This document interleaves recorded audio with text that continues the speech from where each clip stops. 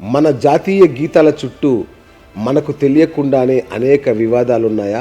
జనగణమన అసలు మన కోసం రాసిందే కాదట. వందే మాతర గీతం చాలా మందికి నచ్చదు. వందే మాతరం ఈ రోజు కూడా మనం ఆ పాట వింటే రోమాలు నిక్కబొడుచుకుంటాయి మనకి. అంత గొప్ప వందే మాతరం గీతం. ఆ గీతం పోషించిన పాత్ర ఏంటి అసలు ఉద్యమ కాలంలో? మేము ఈ పాటను వేదికల మీద పాడితే మేము పాల్గొనము.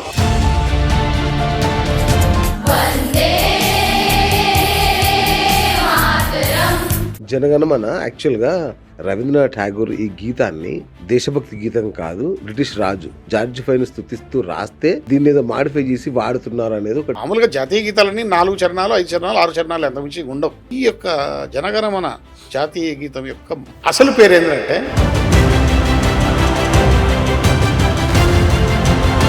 జాతీయ గీతం జనగణమన వినేటువంటి సందర్భంలో ఇష్టం ఉన్న వాళ్ళు మాత్రమే లేచి నిలబడవచ్చు, ఇష్టం లేని వాళ్ళు కూర్చోవచ్చు, ఇది కంపల్సరీ కాదు అని తీర్పు ఇచ్చింది.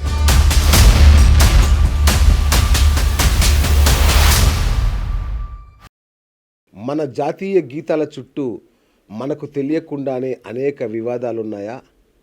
తెలుసుకుందాం. Hi viewers, welcome to BS talk show. నేను మీ బుర్రా శ్రీనివాస్. ఒక గీతం జాతిని మేల్కొలుపుతుంది, మరొక గీతం దేశభక్తితో ఉప్పొంగేలాగా చేస్తుంది.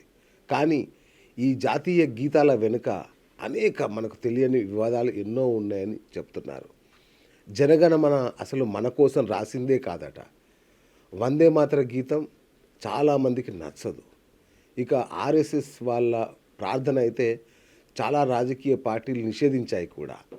అసలు ఏం జరుగుతోంది? ఎందుకు వీటి వెనుక ఈ వివాదాలు ఉన్నాయి?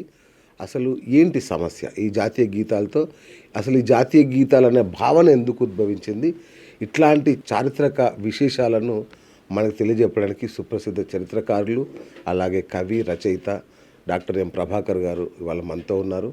వారు ప్రస్తుతం ఆంధ్రప్రదేశ్ అసెంబ్లీలో ఓఎస్డీగా విధులు నిర్వహిస్తున్నారు. అలాగే వారికి చరిత్ర విన్న పుస్తకాలన్నా ఎంతో ఆసక్తి. చాలా పుస్తకాలు, 10ల సంఖ్యలో పుస్తకాలు రచించారు వివిధ అంశాల మీద. మరి వారి చారిత్రక పరిజ్ఞానంతో ఇవాళ చాలా అపోహల్ని మనం తొలగించబోతున్నారు. అవేంటో తెలుసుకునే ప్రయత్నం చేద్దాం. అన్నగారు నమస్కారం. నమస్కారం. సో ఎలా ఉన్నారన్న? సూపర్. భారతదేశ స్వాతంత్ర పోరాటంలో తూటాల కంటే కూడా మాటలు, పాటలే ఎక్కువ పేలాయి. మనలో దేశభక్తిని రగిల్చాయి, ఉద్వేగాన్ని మేల్కొల్పాయి, అందరినీ సంఘటితం చేశాయి. అసలు మొట్టమొదటి దేశభక్తి గీతం అని దేన్ని అంటారు? అసలు ముఖ్యంగా దేశభక్తి గీతాలు అనే సబ్జెక్ట్ ఎప్పుడు ఉద్భవించిందంటే మనకు ఆంగ్లేయులకు జరిగిన స్వాతంత్ర సమరంలో ఒక దేశభక్తిని రగిల్చడానికి, జాతి యావత్తును ఒకే తాటి మీద నడిపించడానికి, ఈ ఆంగ్లేయులను తరిమి కొట్టడానికి ఉపయోగపడ్డ గొప్ప సాధనము ఈ దేశభక్తి గీతం. అయితే మొదటి దేశభక్తి గీతం వచ్చేసరికి గుంటూరు జిల్లా ఉండవల్లిలో మా ఇంటి పక్కన ఫ్లాట్లో ఒక రచయిత ఉండేవారు. ఓకే. ఆయన రచయిత, సీనియర్ జర్నలిస్టు, కొంత అభ్యుదయ భావాలు కలిగినటువంటి వ్యక్తి, మంచి పుస్తకాలు రాశాడు. ఆయన ఒక పుస్తకం రాశాడు, స్వాతంత్ర సంగ్రామంలో ముస్లిం యోధులు అని. ఆ పుస్తకంలో ఒక చోట ఆయన ముస్లిమా? ఆయన ముస్లిం. రైట్. ఆయన ఒక చోట పొందుపరిచాడు, 1857 సిపాయిల తిరుగుబాటు అని తెలుగులో ఉంటాం. కాదు, సిపాయిల తిరుగుబాటు కాదు, the first war of independence అని చరిత్రకారులు అంటారు. ఓకే. ఆ సందర్భంగా మౌల్వి లియాఖత్ అలీ అని చెప్పేసి ఒక ఉర్దూ రచయిత ఒక గీతాన్ని రాశాడు. రైట్. ఆ గీతాన్ని ఫయామ్ ఏ ఆజాదీ అని ఒక రహస్య పత్రికలో అజీం ముల్లా ఖాన్ అనే సంపాదకుడు ప్రచురించాడు, ఉర్దూలో ప్రచురించాడు. అయితే ఇక్కడ మన మిత్రుడు రచయిత సయ్యద్ నజీర్ అహ్మద్ గారు ఆ ఉర్దూ గేయాన్ని తన పుస్తకంలో తెలుగులో ట్రాన్స్లేట్ చేసి పొందుపరిచారు. ఇదే మొట్టమొదటి జాతీయ గీతం అని ఆయన పరిశోధనలో తేల్చి నిర్ధారించాడు. Very good. ఓకే. అయితే ఈ యొక్క గీతం వేదికల మీద ఎక్కడ పాడబడలే. ఇంకోటి ఏంటంటే ఉర్దూ భాషలో ఉంది కాబట్టి ఎవరు పెద్దగా ప్రాచుర్యం రాలే. సో ఆ విధంగా మొదటి దేశభక్తి గీతం వెలుగు చూసింది కానీ వెలుగులు నింపలేకపోయింది. ఆ విషయాన్ని నా మిత్రుడు మాత్రం నజీర్ అహ్మద్ గారు రాశారు. చాలా సంతోషం. వందే మాతరం ఈరోజు కూడా మనం ఆ పాట వింటే రోమాలు నిక్కబొడుచుకుంటాయి మనకి. అంత గొప్ప వందే మాతరం గీతం. దాన్ని బ్రిటిష్ వాళ్ళు నిషేధించారు అంటే ఎంత భయపడి ఉంటారు. సో అసలు ఏంటి ఆ గీతం పోషించిన పాత్ర ఏంటి అసలు ఉద్యమ కాలంలో? మొదట బ్రిటిష్ వాళ్ళు ఎందుకు నిషేధించారంటే అది బెంగాల్ విభజన జరిగింది ఓకే 905లో. 905 నుంచి 911 వరకు జరిగిన అనేకమైనటువంటి సంఘటనలు ఈ వందే మాతరం అనేటువంటి గేయము యువకుల్లో భారతీయుల్లో ఒక విధమైనటువంటి ఆవేశాన్ని నింపింది, దేశభక్తిని నింపింది, పోరాటాన్ని ఉధృతం చేసింది, అగ్ని రగిల్చింది. దానివల్ల ఒక గేమ్ ఏంది ఇంత తారస్థాయిలో వీళ్ళందరినీ సంఘటితపరుస్తోంది అని చెప్పేసి ఆలోచించి బ్రిటిష్ వాళ్ళు దీన్ని నిషేధించారు. రైట్. ఆయన భారతీయులు ఆ పాటను పాడడం మానేయలే. ఈ పాటకు అసలు వెనక ఏంటంటే 1875 డిసెంబర్ 7 సెప్టెంబర్ 7 నాడు ఈ పాట దీన్ని బంకిం చంద్ర చటర్జీ అని చెప్పేసి ఒక బెంగాలీ రచయిత తను రాసినటువంటి ఆనంద్ మఠ్ అనేటువంటి నవల్లో పొందుపరచడం జరిగింది. ఓకే. సో దాన్ని వీళ్ళు చదవడం చాలా బాగుంది, మంచి మంచి పదాలతో రాసాడు. ఈ సంస్కృతము బెంగాలీ భాషల సమ్మేళనంతో రచించినటువంటి కొన్ని పదాలు చాలా అద్భుతంగా ఉంటాయి. సుజలాం సుఫలాం మలయేజ శీతలం సస్యశ్యామలం మాతరం వందే మాతరం శుభ్ర జ్యోత్స్న పులగీత యామిని.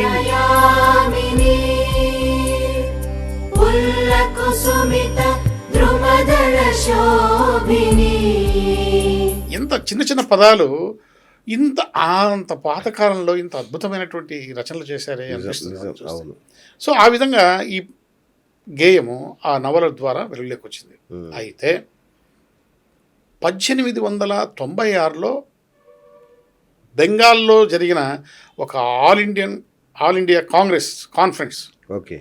ఆ కాన్ఫరెన్స్లో రవీంద్రనాథ్ ఠాగూర్ గారు స్వయంగా ఈ పాటను స్వరపరిచి ఆయనే ఆలపించారు. వండర్ఫుల్. ఓకే. ఆయనే ఆలపించారు, ఆయనే స్వరపరిచారు, ఆయనే ఆలపించారు. ఆ విధంగా వెలుగులోకి వచ్చింది. ఓకే. తర్వాత 1919లో రవీంద్రనాథ్ ఠాగూర్ గారు తన దక్షిణ యాత్రలో భాగంగా ఆంధ్రప్రదేశ్లో ఉన్నటువంటి మదనపల్లి, చిత్తూరు జిల్లాలోని మదనపల్లిలో థియోసాఫికల్ కాలేజ్ అనే ఉంటుంది. ఓకే. దీన్ని మేడం బ్లావెట్స్కి, అనిబిసెంట్ వీళ్ళంతా స్థాపించారు. అచ్చా. ఆ కాలేజీలో ఒక వారం రోజులు ఉన్నాడు. ఎవరు? రవీంద్రనాథ్ ఠాగూర్. చాలా బాగా మంచి క్లైమేట్, ఋషి వ్యాలీ అంటారు దాన్ని. ఓకే. ఓకే. గవర్నర్కు వేసవి కాలపు విడిది కూడా అక్కడ ఉంది. ఓకే. బాగా మంచి ప్రాంతం. ఇప్పుడు ఆ కాలేజీ బీటీ కాలేజీగా కన్వర్ట్ చేయడం జరిగింది. రైట్. అక్కడ ఉన్నటువంటి సమయంలో జేమ్స్ హెన్రీ కజిన్ అని ఒక వ్యక్తి ప్రిన్సిపల్గా పనిచేస్తున్నాడు ఆ కాలేజీకి. వాళ్ళ భార్య మార్గరెట్ అని చెప్పేసి ఆమె లండన్లో సంగీతం నేర్చుకొని మ్యూజిక్ కాలేజీలో ఆమె వచ్చి ఇక్కడే ఉపాధ్యాయులుగా పనిచేస్తుంది. ఆ సందర్భంలో మన రవీంద్రనాథ్ ఠాగూర్ గారు దక్షిణ దేశ యాత్రకు సంబంధించి అక్కడ విడిది చేశాడు. వీళ్ళ ముగ్గురికి పరిచయం ఏర్పడింది. ఆ పరిచయం సందర్భంగా జనగణమనను మేము కంపోజ్ చేయదలుచుకున్నాం, మాకు అనుమతి ఇవ్వమని చెప్పేసి అడిగారు. సంతోషంగా అని చెప్పేసి అప్పటికప్పుడు ఆయన జనగణమనను అంటే సంస్కృతం బెంగాలీ వెర్షన్ను ఇంగ్లీష్లోకి ట్రాన్స్లేట్ చేసి వాళ్ళకి ఇచ్చారు. ఇస్తే మార్గరెట్ అనే ఆవిడ దానికి కంపోజ్ చేసి ఇప్పుడు మన జనగణమన అధినాయక జయ హే భారత భాగ్య విధాత ఈ రైము ఈ వెర్షన్ను వాళ్ళతో కంపోజ్ చేశారు. ఆ మార్గరెట్ కంపోజ్ చేశారు. సో ఆ విధంగా జనగణమన అక్కడ కంపోజ్ చేయడం జరిగింది. అయితే 1950లో భారత రాజ్యాంగ సభ ఈ జనగణమనను జాతీయ గీతంగా గుర్తించింది. అవును. అట్ ది సేమ్ టైం వందే మాతరానికి జనగణమనతో పాటు సమాన హోదా కూడా ఇచ్చింది. ఓకే. ఇక్కడ వందే మాతరం విషయంలో కొన్ని అభ్యంతరాలు వ్యక్తమైనాయి. కరెక్ట్. ఎందుకు మతపరమైన వివాదాలు కూడా ఉన్నాయి ఉన్నాయి. దీనికి. ఇక్కడ ఏంటంటే మొదట ముస్లిం లీగ్లో ఉన్నటువంటి ఆలీ సోదరులు వాళ్ళు మేము ఈ పాటను వేదికల మీద పాడము, పాడితే మేము పాల్గొనము అని వాళ్ళు వ్యతిరేకించారు. ఓకే. సో తానా అంటే తందానా అని చెప్పేసి మహాత్మా గాంధీ, నెహ్రూలు కూడా వంత పాడారు. ఈ సందర్భంగా నేతాజీ సుభాష్ చంద్రబోస్ మౌనం వహించాడు. ఈ మౌనం ఎందుకు వహించాడు ఎవరికి తెలియదు. ఓకే. సో ఆ విధంగా మౌనం వహించాడు. ఇక్కడ ఏం జరిగింది, వందే మాత్రాన్ని వందే వ్రతనంగా మార్చాలి అని పట్టారు. ఈ వ్రతనం అంటే ఏంది, మాతరం కాకుండా వ్రతనం. వ్రతనం అంటే మానవాళికి, మాతృభూమికి సేవ చేయడానికి చేసేటువంటి ప్రతిజ్ఞకు నిబద్ధులమై ఉండాలి అనేటువంటి పెద్ద మీనింగ్ ఉంది వ్రతనం. వ్రతనం. ఓకే. సో ఆ విధంగా వందే మాతరం అంటే మాతృభూమికి నమస్కారం. ఇక్కడ వందే వ్రతనం అంటే మీనింగ్ మారిపోతుంది. కానీ అయినప్పటికీ వీళ్లకు మనసు కుదరపడలే. మొత్తం 6 చరణాలు ఈ వందే మాత్రం. ఓకే. 6 చరణాల వందే మాత్రంలో దుర్గా అనేటువంటి పదంతో ముడిపడినటువంటి 2 చరణాలు తొలగించాలని బలవంతం చేశారు. చేస్తే మహాత్మా గాంధీ, నెహ్రూ గారు ఆ 2 చరణాలను తొలగించేసేసి 6 చరణాల నుంచి 2 చరణాలు తొలగించేసి 4 చరణాలతో వందే మాత్రాన్ని కొనసాగింపు చేయడం జరిగింది. ఓకే. ఓకే. ఓకే. సో ఆ విధంగా కొంత వివాదం ముసురుకున్నా కట్ చేయడం, మనమే అంగీకరిస్తూ పోవడం జరిగింది. కానీ ఇప్పటికీ అట్లానే ఇంకా వివాదాలను ఉందనుకుంటా. ఉంది. అదే ఇప్పుడు ఆ వివాదం ఏమైందంటే, ఇప్పుడు మనము దాదాపు వందే మాతర గీతం 150 సంవత్సరాలు అయింది కనుక 100 సంవత్సరాల వందే మాతర స్మారక ఉత్సవాలను జరుపుకోవాలని మన ప్రధాని నరేంద్ర మోడీ గారు మొన్న 7/11/2025 నాడు ఢిల్లీలోని ఇందిరాగాంధీ స్టేడియంలో ఉదయం 9:50 ఈ స్మారక ఉత్సవాలను ప్రారంభించి ఆయన పిలుపునిచ్చారు. సుఖదాం వరదాం మాతరం వందే మాతరం వందే మాతరం. ఈ వందే మాతర స్మారక ఉత్సవాలను మనం ఈ సంవత్సరం పొడుగునా చేసుకుందాం. ఎలా చేసుకుందాం? ఉపన్యాసాలు ఇద్దాం, వ్యాస రచనల పోటీలు పెడతాం, కవితల పోటీలు పెడతాం, పాటల పోటీలు పెడతాం, అలాగే పెయింటింగ్స్, ఇది చిత్రలేఖనం పోటీలు పెడతాం. ఈ విధంగా మనం ప్రతిరోజు ఒక సంవత్సరం పాటు ఈ యొక్క ఉత్సవాలను జరుపుకోవాలని చెప్పేసి చేయడం జరిగింది. ఇది ప్రతిపక్షాలకు నచ్చల. ఓకే. వాళ్ళకు నచ్చని అంశం ఇది. సో ఆ విధంగా జరిగింది. ఇప్పుడు మనం అసలుకు దేశభక్తి గీతాల గురించి మనం మాట్లాడుకోవాల్సిన పరిస్థితి ఎందుకు ఏర్పడింది అంటే బికాస్ ఆఫ్ వందే మాత్రం 150 సంవత్సరాలు. కరెక్ట్. తర్వాత జనగణమన యాక్చువల్గా అంటే చాలా మందిలో ఉన్న సందేహం ఏంటంటే రవీంద్రనాథ్ ఠాగూర్ ఈ గీతాన్ని దేశభక్తి గీతం కాదు, జార్జి ఫైను స్తుతిస్తూ, బ్రిటిష్ రాజు జార్జి ఫైను స్తుతిస్తూ రాస్తే దీన్ని ఏదో మాడిఫై చేసి వాడుతున్నారు అనేది ఒకటి పెద్ద ఉంది విమర్శ. నిజం, అట్లా వివాదం ఉంది. అంటే ఆయన రాసినప్పుడు ఇది ఒక గీతంగా కాకుండా ఒక స్తుతిగా ఉన్నింది. మధ్యలో ఎప్పుడైతే వందే మాతర గీతానికి వచ్చినటువంటి క్రేజ్ చూసి ఇదే గీతాన్ని నేను ఎందుకు జాతీయ గీతంగా తయారు చేసుకోకూడదు అని చెప్పి ఆయనలో ఒక మార్పు జరిగి అలాంటి అవలక్షణాలన్నింటినీ తొలగించి జనగణమనను చాలా పద్ధతిగా సంస్కృతం, బెంగాలీ భాషల సమ్మేళనంతో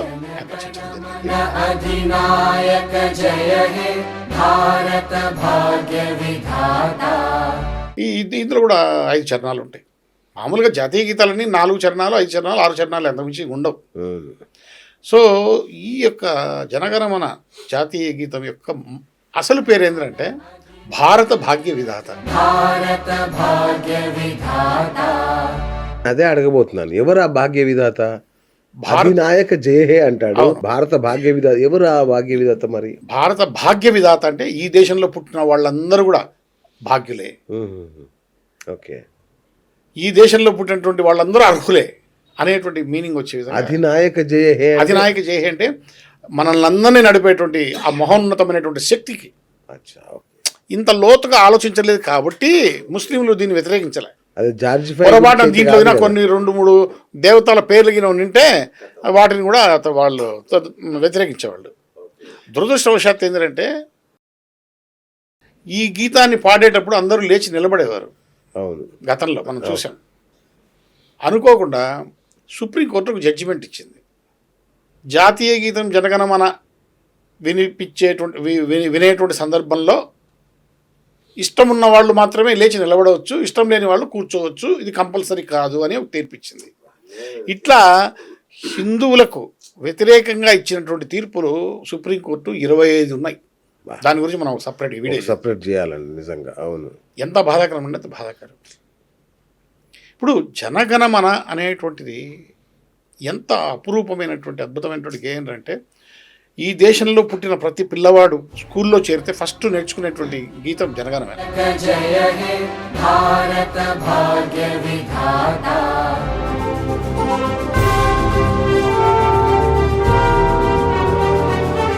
అప్పుడు ప్రతిజ్ఞ అని ఒకటి ఉండే. ఇప్పుడు అది తెలుగు వాచకం పుస్తకంలో నుంచి మాయమైపోయింది. జనగణమన మాయమైపోయింది. వందే మాత్రం మాయమైపోయింది. ఒక్కొక్కటి మాయమైపోతూ వస్తున్నాయి. సో ఈ విధంగా రవీంద్రనాథ్ ఠాగూరు మదనపల్లిలో ఉన్నటువంటి సందర్భంలో హెన్రీ జేమ్స్ కజిన్ భార్య మార్గరెట్ ఈ జనగణమనకు మంచి ఇది ఇచ్చింది, మ్యూజిక్ కంపోజ్ చేసింది. ఓకే. ఆ మ్యూజిక్ను చాలా సుందరమైనటువంటి మ్యూజిక్గా మనం చూస్తాము, చాలా బాగా పాడుకుంటాం. ఆయన దీన్ని తెలుగులోకి ఇంగ్లీష్లోకి ట్రాన్స్లేట్ చేసి కింద స్వదస్తూరితో సంతకం చేసి the morning song of India అని చెప్పేసి రాశాడు. దానికి పేరు పెట్టాడు. ఓకే. మనం తెలుగులో భారత భాగ్య విధాత అని ఎట్లా అనుకున్నామో దీనికి ఇంగ్లీష్లో the morning song of India అని పెట్టాడు. పెట్టి అక్కడే ప్రతిని వాళ్ళకే ఇచ్చాడు. ఇస్తే ఈ జేమ్స్ హెన్రీ కజిన్ ఏం చేశాడంటే వాళ్ళ కాలేజీకి ఫండ్స్ అవసరమై వేలల్లో ఈ ప్రతిని అమ్మాడు. విపరీతంగా డబ్బులు వచ్చాయి. ఓకే. అయితే దీన్ని ఒక నకలు చేసుకొని ఆ నకలను పెట్టుకున్నారు. బీటీ కాలేజీలో మనం ఇప్పుడు కూడా చూడొచ్చు. అవునా? ఆయన రవీంద్రనాథ్ ఠాగూర్ గారు స్వదస్తతో రాసి సంతకం చేసి మార్నింగ్ సాంగ్ ఆఫ్ ఇండియా అని చెప్పేసి రాసినటువంటి ఇప్పుడు కూడా మనం చూడొచ్చు. ఓకే. ఓకే. చాలా బాగుంటుంది. సారే జహాసే అచ్చా అదొక అద్భుతమైన గీతం. మహమ్మద్ ఇక్బాల్ గారు రాశారు, మనందరికి తెలుసు. కానీ అలాంటి వ్యక్తి ఆ తర్వాత పాకిస్తాన్కు సిద్ధాంతకర్తగా మారాడు. అవును. ఇక్కడ మొదట మనం ఏం మాట్లాడుకుందామంటే మహమ్మద్ ఇక్బాల్ తన సాహిత్యాన్ని 2 భాగాలుగా చూశాడు. ఓకే.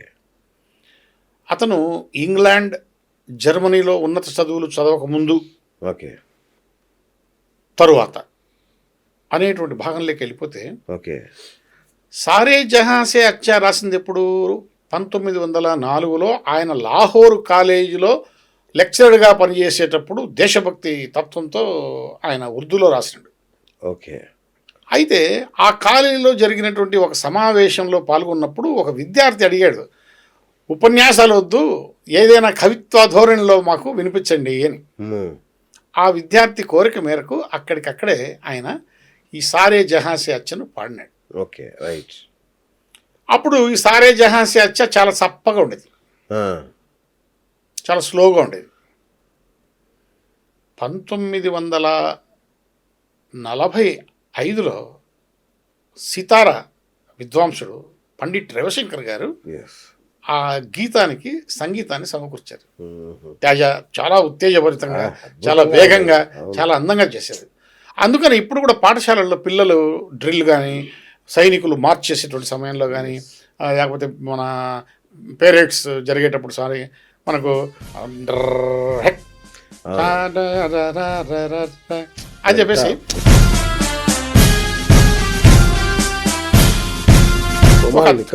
చాలా చాలా అద్భుతమైనటువంటి పాట. కానీ 1930వ సంవత్సరం వచ్చేసరికి ఈ మహమ్మద్ ఇక్బాల్ మీద ఇస్లాం ప్రభావం పడింది. ఓకే. ఓకే. ఓకే. ఇస్లాం ప్రభావం పడి ఆయన ఎంత కుచించుకుపోయాడు అంటే ఆ విషయాల దృక్పథం ఏమైందో ఏం తెలియదు. అదే అంటున్నా. ఒక్కసారిగా అతను మతంలోకి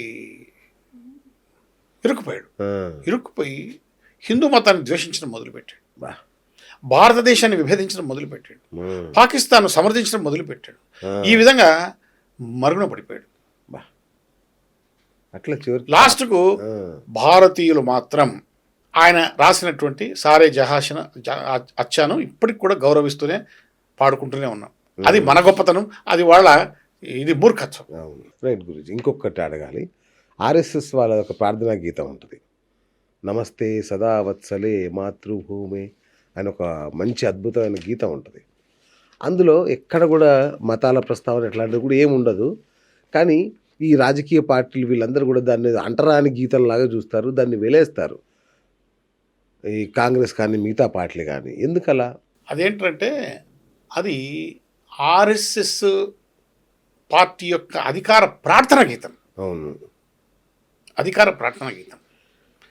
ఈ గీతాన్ని అటు హెగ్డెవర్, ఇటు గోల్వాల్కర్ వారి యొక్క మార్గదర్శకత్వంలో రూపొందించబడినటువంటి గీతం ఇది. అవును.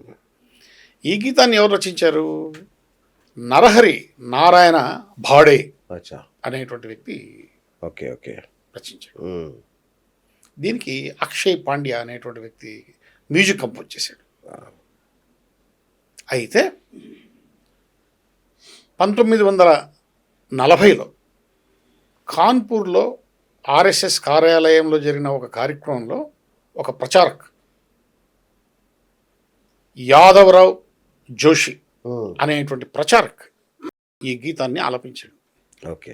ఆ రోజు నుంచి ఇప్పటికి కూడా ఆర్ఎస్ఎస్ యొక్క అధికారపూర్వక ప్రార్థన గీతం సదావత్సలే. సదావత్సలే మాతృభూమి, తల్లి భూమాత నీకు నిత్యం వందనం చేస్తున్నాను అని విశాల దృక్పథం. అయితే ఇక్కడ ఏంటంటే ఇక్కడ జాతీయవాదాన్ని కానీ భూమిని తల్లి అనడం కానీ ముస్లింలకు నచ్చదు. ముస్లింలకు నచ్చదు కాబట్టే కాంగ్రెస్కు నచ్చదు. అచ్చా అచ్చా అచ్చా ఓకే. అది అభ్యంతరకరమైన పదాలు ఏమి లేవు. అదే అంటున్నా, ఏమీ లేవు. కానీ దీన్ని ఒక అంటరాని దానిగా, దీన్ని పాడేవాడు ఆర్ఎస్ఎస్గా, ఇది మామూలు పాడితే వాడిని ఏదో అంటరాని వాడిగా చూస్తారు. అసలు లౌకిక పరమైనది కాదు అన్నట్టుగా చూస్తారు. ఇది మతపరమైన దానిలో మతపరమైన కూడా నాకేం పెద్ద కనబడదు. గొప్పగా ఉంటుంది. స్వయం హిందుతోహం సుఖం వర్ధితోహం. భారతదేశం యొక్క నదులు పర్వతాల యొక్క గొప్పతనాన్ని అంతా కూడా నింపారు. అంత గొప్పగా ఉంటుంది, అంత గొప్ప దేశభక్తి. సో దాని గొప్పతనం కంటే రాజకీయాలే ఎక్కువ. రఘుపతి రాఘవ రాజారాం ఎంత అద్భుతమైన పాటగా, అది కూడా నిజంగా ఒళ్ళు పులకించే అద్భుతమైన పాట. అయితే దీంట్లో కూడా అసలు ఒరిజినల్ సాంగ్ అది కాదని, దీంట్లో గాంధీ గారు కావాలని ఈశ్వర్ అల్లా ఏలు పెట్టి ఈశ్వర్ అల్లా తేరో నామని ఇట్లాంటి జొప్పించాడని కూడా అంటారు. నిజమా అది? అవునా? అయితే ఏంటంటే ఆయన ఆ రోజుల్లో జాతీయ నాయకుడిగా, జాతి పితగా ముద్రింపబడాలి, ప్రజల్లో కీర్తింపబడాలని ఇట్లాంటివి చాలా విచిత్రాలు చేశాడు. ఓకే. ఇప్పుడు ఆయన మరణించినాడు కాబట్టి ఇప్పుడు ఆయన గురించి మాట్లాడాల్సిన అవసరం కూడా లేదు. ఇక్కడ ఏంటంటే ఈ రఘుపతి రాఘవ రాజారాం, పతిత పావన సీతారాం ఈ యొక్క భజన గీతాన్ని శ్రీనామ రామాయణం అనే గ్రంథంలో నుంచి తీసుకోబడింది. శ్రీనామ రామాయణం. ఓహో. దీన్ని పండిట్ లక్ష్మణాచార్య గారు రచించారు. Okay okay. ఈ గీతాన్ని స్వరపరిచింది పండిట్ దిగంబర్. ఓకే. స్వరపరిచింది. ఇది మహాత్మా గాంధీ కంటే ముందు కూడా రామభక్తుల నోట్లో ఇది నానుతూ ఉన్నటువంటి గీతమే. అచ్చా, అవునా? ఈయనేం కొత్తగా మనకు పరిచయం చేయలే. Okay okay. అప్పటికే ఇది ప్రజాబాహుల్యంలో ఉంది. Right right. అయితే ఈయన జాతీయ నాయకుడు కాబట్టి ఈయన ప్రతి ప్రార్థనలో రఘుపతి రాఘవ రాజారాం అని పాడుతూ ఈ పాటను కొంచెం ప్రాచుర్యంలోకి తీసుకొచ్చాడు. ఓకే. అయితే కేవలం హిందువుల పేర్లుంటే ముస్లింలు వ్యతిరేకిస్తారు. అవును. వేదికల మీద పాడడానికి ఉండదు. మహాత్మా గాంధీ కూడా చూడు హిందూ పక్షపాతి అంటారేమో అనే ఒక అనుమానంతో ఆయనే ఈ రఘుపతి రాఘవ రాజారాం అనేటువంటి దానికి పతిత భావన సీతారాం పక్కన పెట్టి ఈశ్వర అల్లా తేరేణం సబుకో సన్మతి దే భగవాన్, అట్లా ఈ రెండు పదాలను ఆయన చూపించాడు. ఓకే. సో ఇప్పటికి కూడా అది ఎట్లే కంటిన్యూ అవుతా ఉంది. గాంధీ గారికి చాలా ఇష్టమైన పాట వైష్ణవ జనతో ఇది కూడా చాలా గొప్ప పాట యాక్చువల్గా. ఇది ఇది గుజరాతీ భజన అనుకుంటా Yes. ఇది. సో ఇది గాంధీ గారి మీద చూపిన ప్రభావం ఏంటంటే ఇది మనుషులు ఎలా ఉండాలి, మనుషుల ప్రవర్తన ఎలా ఉండాలి అనేది చెప్పిన పాట అనుకుంటా. అసలు ఏంటి దీనికి గాంధీ గారికి ఉన్న లింక్? గాంధీ ముఖ్యంగా గుజరాతీ వాడు కావడం, ఈ పాటలో ఆ రచయిత ఆయన నరసింహ మెహతా అని చెప్పేసి ఓకే ఆయన రచించాడు ఈ పాటలు. వైష్ణవ భక్తులు ఎలా ఉండాలి, ఓకే ఓకే వాళ్ళ నడవడికి ఎలా ఉండాలి, వాళ్ళ ఓహో. అబద్ధాలు అడగకూడదు, మోసం చేయకూడదు, 10 మంది సహాయం చేయాలి అనేటువంటి ఈ భగవద్భక్తుల గురించి ఒక భజన గీతంగా రాశారు. ఉమ్, ఇది ఇప్పుడుది కాదు, 15వ శతాబ్దంలో రాసినటువంటి భజన ఓకే గీతం ఇది. అచ్చా అచ్చా అయితే ఒకప్పుడు మనకు ఈ ఆల్ ఇండియా రేడియో, దూరదర్శన్ కొత్తగా వచ్చినటువంటి సమయంలో అవును రెగ్యులర్గా మనం ఈ పాట వినేవాళ్ళం. వినేవాళ్ళు. అవును ఇప్పుడు నీకు ఈ పాట ఎక్కడ కనపడదు. ఎక్కడ ఏదో వినవాలి మీరు అడిగారు కాబట్టి నేను చెప్తున్నా. నిజం, అవును. మనం మాట్లాడుకుంటున్నాం కాబట్టి ప్రజలు వింటారు. వినాలి. ఓహో ఇది కూడా ఒకటి ఉందా అని ఓ అవును కదా అనుకుంటారు ఇప్పుడు. అనుకుంటారు. అట్లా ఉంది అంటే మర్చిపోతారు. అవును దీనికి ప్రాచుర్యం లేదు. ఒకప్పుడు ఇది వినపడని ఉదయమే లేదు. లేదు కరెక్ట్. అటు ఆల్ ఇండియా రేడియో కానీ ఇటు దూరదర్శన్. అవును అటువంటి అద్భుతమైనటువంటి పాట. ఆ పాటను అదృష్టవశాత్తు మన Telugu music director KM Radhakrishna అని చెప్పేసి ఈ ఆనంద్, ఆ, గోదావరి, అవును చందమామ లాంటి సినిమాలు తీశాడు. అవును. మంచి మంచి మ్యూజిక్ సినిమాలు, డైరెక్టర్. మంచి మ్యూజిక్ డైరెక్టర్. వైష్ణవ జనతో తేనే కహీజే పీడ్ పరాయి జానో రే. దీన్ని ఆయన ఇన్స్పిరేషన్గా తీసుకొని గోదావరిలో Yes. నీ వెళ్ళచా నన్నే మరిచా నీకే చా. అవును కదా. అరే, ఇప్పటికే వెలగలేదు episode ఆయన ఈ అది. 3 అబ్బా, సినిమాల్లో ఈ ఆనంద్లోను, గోదావరిలోను, చందమామలోను ఈ పాటను ప్రేరణగా తీసుకొని అద్భుతమైనటువంటి అరే, మ్యూజిక్ అవునా? చేశాడు. వావ్. మళ్ళీ మనకు వైష్ణవ జనతో అక్కడ కనిపిస్తుంది. అవును ఇప్పుడు మీరు అన్నాక అరే, అంటే ఇది ఎక్కడో విన్నట్టుంది అంటే చిన్నప్పుడు మనము ఆ రేడియోలో విని నరాల్లో విని ఇంకిపోయి ఉన్నది కదా, ఇంకిపోయింది. బాగా ఎక్కేసింది మనకు అది. మధ్యలో మర్చిపోయినాం, మళ్ళీ గుర్తు చేశాడు Yes. ఏఎం రాధాకృష్ణ గారు. ఆ. అలా అలా చాలా మంచి మ్యూజిక్ అట్లాగే అన్నగారు సరే మన దేశానికి ఇవన్నీ ఉన్నాయి అనుకుందాం. ప్రపంచ దేశాలకు కూడా ఇట్లా ప్రతి దేశానికి దేశభక్తి అంటే ప్రార్థన అంటే జాతీయ గీతాలు జాతీయ గీతాలు ఉంటాయా? ఉన్నాయి. కానీ చాలా దీంట్లో చాలా విచిత్రాలు ఉన్నాయి. అదే విచిత్రాలు ఎట్లా అంటే కొన్నింటికి అసలు లిరిక్సే ఉండవంట కదా అసలు. అవును. ఆ, ఇక్కడ తమాషా ఏంటంటే అత్యంత పురాతనమైనటువంటి జాతీయ గీతం ఉన్నటువంటి దేశం నెదర్లాండ్స్. వా ఓకే 15వ శతాబ్దంలో నుంచే వాళ్ళు జాతీయ గీతం పాడుకుంటున్నారు. ఆహా. 15వ నెంబర్ శతాబ్దం 15 అదే ఆ, 15 ఆ, అప్పటి నుంచే అంటే 1570 అనుకుంటా ఆహాహా, ఓకే నెదర్లాండ్స్ వాళ్ళు జాతీయ గీతం పాడు. గ్రేట్. అత్యంత సుదీర్ఘమైనటువంటి జాతీయ గీతం ఏమిటంటే గ్రీస్ వాళ్ళది. ఓకే 6 నిమిషాలు పడుతుంది. బో మన జనగణమన 52 సెకండ్లు. ఓకే బట్ వీళ్ళది గ్రీస్ వాళ్ళది 6 నిమిషాలు పడుతుంది. చూడి అమ్మా. అత్యంత చిన్న జాతీయ గీతం జపాన్ వాళ్ళది 4 లైన్లు ఉంటుంది. ఆ, అవునా? తర్వాత లిరిక్స్ లేకుండా కేవలం మ్యూజిక్కే ఉన్నటువంటి ఒక దేశం ఉంది, స్పెయిన్. లిరిక్స్ ఉండవు, ఓన్లీ మ్యూజిక్ మాత్రమే ఉంటుంది. టడడడడా. అలా అలా అంతే. అంతే. మ్యూజిక్ మాత్రమే. అయ్. తర్వాత అసలు జాతీయ గీతమే లేని దేశం ఒకటి ఉంది, ఆ, సైప్రస్. అచ్చా. ఆ దేశానికి జాతీయ గీతమే లేదు. ఆ, ఇట్లా చాలా విచిత్రాలు ఉన్నాయి, అబ్బా. మనం చెప్పుకుంటూ పోతే. Okay okay. ఒకప్పుడు మన ఉమ్మడి ఆంధ్రప్రదేశ్ ఉన్నప్పుడు మా తెలుగు తల్లికి మల్లెపూ దండ అనే పాట అసలు ఒక ఊపేసిన పాట అది. ఇప్పుడు 2 రాష్ట్రాలు విడిపోయి ఆ పాట అక్కడ వినబడట్లేదు, నా ఇక్కడ వినబడట్లా. ఏంటి ఆ పాట కథం అక్కడ కూడా ఆంధ్రాలో కూడా? అక్కడ ఏం జరిగిందంటే యాక్చువల్గా శంకరంబాడి సుందరాచార్యులు ఆయన తిరుపతి వాస్తవుడు. ఓకే. ఆయన 1942లో దీనబంధు అనే సినిమా కోసం ఈ పాట రాశాడు. అచ్చా. Okay okay. కానీ ఎందుకో ఆ సినిమాలో ఈ పాటను పెట్టుకోలే. ఉమ్, ఇతను కూడా గమనైపోయాడు. టంగుటూరు సూర్యకుమార్ అని ఒక మంచి గాయని ఉంది. ఓకే. ఆమె వెళ్ళి సుందరాచార్య దగ్గరికి అయ్యా ఇట్లా మీరు రాసినటువంటి మా తెలుగు తల్లికి మల్లెపూదండ హక్కులు నాకు కావాలి, మిమ్మల్ని గౌరవించుకుంటాను, 116 తాంబూలంలో పెట్టి ఆయనకి ఇచ్చేసి దాని మీద హక్కులు సంపాదించుకొని ఆమె స్వయంగా ఆభేరి రాగంలో దాన్ని కంపోజ్ చేసుకొని ఆమె స్వయంగా హెచ్ఎంవి రికార్డ్ చేసి విడుదల చేసింది. అప్పటి నుంచి ఆ పాటకు విపరీతమైనటువంటి ప్రాచుర్యం లభించింది. ఓకే. అయితే సడన్గా ఏమైంది, ఈ రాష్ట్రాలు విడిపోవడంతో ఇప్పుడు ఈ తెలంగాణ వాళ్ళు దీంట్లో ఈ అమరావతి ఉంది, ఈ తెలుగు సంబంధించినటువంటి పేర్లన్నీ ఉన్నాయి, ఇది మనం ఎందుకు పాడుకోవాలా, దాంట్లో లాస్ట్లో జై తెలుగు తల్లి అని 2 మార్లు తెలంగాణ తల్లి కాబట్టి ఎందుకు అని వాళ్ళు పాడడం కంప్లీట్గా మానేశారు. కొంతవరకు రీజనబుల్ గా అనుకోవచ్చు. రీజనబులే కాదు, వాళ్ళ పాటను వాళ్ళు సొంతంగా డిజైన్ చేసుకున్నారు. కానీ తెలుగు వాడు మాత్రం ఈ పాటను ఇంకా ఎందుకు డిజైన్ చేసుకోలే, కానీ పాడడం మానేశాడు. ఎందుకు పాడడం మానేశాడు అంటే దీంట్లో రుద్రమ్మ, మల్లమ్మ, తెలంగాణ వాళ్ళ పేర్లు ఉన్నాయి కాబట్టి వీడు పాడు కూడా మానేశాడు. ఇది చూడండి రాజకీయం. లాస్ట్కు ఈ పాటను 2 రాష్ట్రాలు చంపేసాయి. ఇప్పుడు కొత్తగా అవతరించినటువంటి ఆంధ్రప్రదేశ్ రాష్ట్రానికి రాష్ట్ర గీతం లేదు. ఏం చేయాలి? నన్ను అడిగితే నేను చిన్న సలహా తెలుసుకున్నా. ఇవ్వండి ప్లీజ్.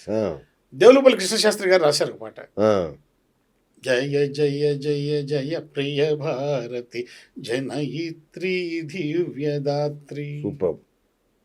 సూపర్. నరనారి హృదయ నేత్రి. చాలా అద్భుతమైన పాట. దాన్ని సొంతం చేసుకోవచ్చు. లేదంటే ఈ మా తెలుగు తల్లికి మల్లెపూ దండలో 4 పేర్లు తీసేసి కొత్త పేర్లు పెట్టుకొని దాన్ని కొనసాగిస్తే అయిపోతుంది కదా. ఇప్పుడు 2 వేదికల మీద ఈ పాట మా తెలుగు తల్లికి మల్లెపూ దండ వినబడమే లేదు. ఓహోహో, ఇంత కథ ఉంది. ప్రాంతీయ భేదాలు, ఈ గీతాల పట్ల కూడా ప్రాంతీయ భేదాలు. మనుషులే కాదు, మనసులు కూడా విడిపోయారు కాబట్టి ఇప్పుడు ఈ బాధ.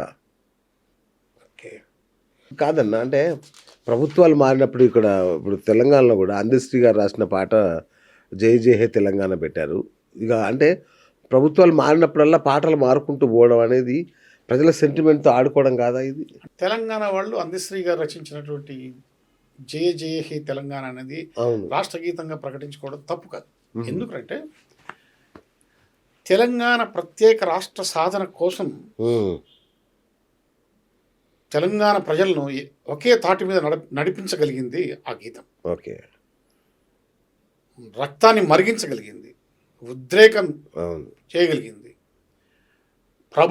కేంద్ర ప్రభుత్వాలను సైతం మెడలు వంచి వాళ్ళు తెలంగాణను సాధించుకోగలిగడానికి కారణమైనటువంటిది ఆ యొక్క గీతం. కాబట్టి ఆ గీతాన్ని వాళ్ళు రాష్ట్ర గీతంగా ఎన్నుకోవడంలో ఎలాంటి తప్పులేదు. రైట్. కాకపోతే ఎంత గౌరవించారంటే ఒక పాటకు అంత డబ్బులు ఇస్తారని ఎక్స్పెక్ట్ చేయలేదు కదా. ఆ పాటను ఫిబ్రవరి 2024లో ఆయన ప్రకటిస్తే ఆ గీతాన్ని రాష్ట్ర గీతంగా ప్రకటిస్తే 2025 జూన్లో సికింద్రాబాద్ పెరేడ్ గ్రౌండ్లో జరిగినటువంటి ఆ కార్యక్రమంలో అందశ్రీ గారిని రేవంత్ రెడ్డి గారు తెలంగాణ ముఖ్యమంత్రి రేవంత్ రెడ్డి గారు గౌరవించి ₹1 కోటి నగదు పురస్కారంతో ఆయనను గుర్తించారంటే ఒక రచయితకు నాకు తెలిసిన మటుకు ఒక పాటకు ₹1 కోటి ఇచ్చేవాడు ఈ భూమండలం మీద ఎవరు లేరు. నాకు తెలిసిన మటుకు భారతదేశంలో ఒక పాటకు హైయెస్ట్ ప్రైజ్ మనీ తీసుకున్నటువంటి వ్యక్తి అందశ్రీ. ఇది చరిత్రలో రచించదగినటువంటి గొప్ప అంశం. ఇప్పుడన్నా ఇట్లా మంచి పాటలు రాసినటువంటి వాళ్ళ యొక్క ప్రైజ్ పెరిగితే సంతోషం పెరుగుతుందిలేండి. ఇక నుంచి 1 కోటి, 1, 2, 116 ఇలా జరగాలి. చాలు, సంతోషం. వాళ్ళు బతుకుంటారు కదా. సూపర్ గురుగారు. సో మొత్తం మీద నిజంగా వందే మాతరం జయంతి ఉత్సవాలేమో కానీ మన దేశంలో ఉన్న అద్భుతమైన గీతాల గురించి అద్భుతమైన చర్చ జరిగింది. నిజంగా అంటే దేశభక్తి గీతం అనేది అది పాడే విధానం కాదు, మన మనసుల్లో మన హృదయాల్లో నిలిచి ఉండాలని చెప్పిన మీ విధానం చాలా బాగుంది. అంటే ఈ జనరేషన్కు ఈ విషయాలని తెలియాలి. ఎగ్జాక్ట్లీ. అంటే ఒక పాట మనసులను ఏ విధంగా గెలుస్తుంది, ఏ విధంగా ఉద్రేకపరుస్తుంది, స్వాతంత్రాన్ని ఏ విధంగా తేగలుగుతుంది, దేశద్రోహులను దేశం నుంచి ఏ విధంగా పారద్రోలగలుగుతుంది అనేటువంటిది అంతే కదా పాటల ద్వారా. చరిత్ర పునాదుల మీదనే కదా వర్తమానం నడిచేది. సో అది తెలిసి ఉండడం అనేది ప్రతి భారతీయుడికి అవసరం నిజంగా. థ్యాంక్ యూ అన్నగారు. ఈరోజు మీరు తీసుకున్న ఈ సబ్జెక్ట్ నిజంగా చాలా మంచి అంటే subject. సందర్భం అలాంటి సందర్భం కాబట్టి ఎందుకంటే వందే మాత్రం 150 సంవత్సరాల స్మారక Yes. ఉత్సవాలు జరుగుతున్నాయి కాబట్టి జరుగుతున్నాయి మనం కాబట్టి ఈ సందర్భంలో వీటిని మనం స్మరించుకోవడం తప్పలేదు. వండర్ఫుల్ థ్యాంక్ యూ సార్, సరే, thank you so okay. Much. సంతోషం ఉంటుంది. చూశారు కదా మన దేశ జాతీయ గీతాలు, వాటి వెనుక ఉన్న వివాదాలు, వాస్తవాలు, సో చరిత్ర ఎలా మారింది అనేవి చాలా అద్భుతంగా చెప్పారు ప్రభాకర్ గారు. సో మరొక మంచి అంశంతో మళ్ళీ కలుద్దాం. అంతవరకు సెలవు. నేను మీ బిఎస్ సైనింగ్ ఆఫ్.